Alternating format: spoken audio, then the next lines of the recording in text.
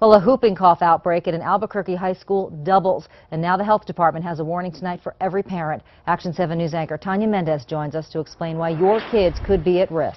Shelley, the number of confirmed cases at La Cueva High School has grown from 3 to 6. But if you're at home thinking you don't have to worry because your kids have been vaccinated, think again. We learned today they could still bring this deadly infection into your home.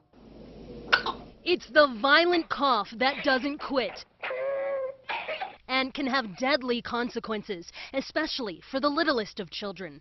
Whooping cough is spreading through the hallways of Albuquerque's La Cueva High School. Our son is in the band, and my understanding is that a good many of the cases are in the band. I didn't know about it. I hope their parents keep them home.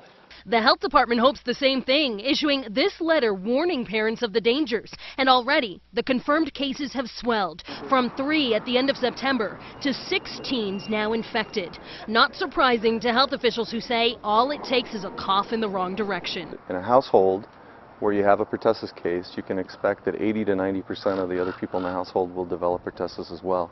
Every child is supposed to receive a vaccine that protects against pertussis before they enter middle school. But it turns out that vaccine doesn't last very long. The immunity conferred by the vaccine starts to wane within about 2 to 3 years. Meaning by the time they reach high school, students aren't as safe as they were. You take a whole cohort of kids, you have about 30 to 40% of those kids who are susceptible. They're no longer protected. Which could be why the state is seeing an increase in the number of whooping cough cases in school-aged children and this new cluster at La Cueva.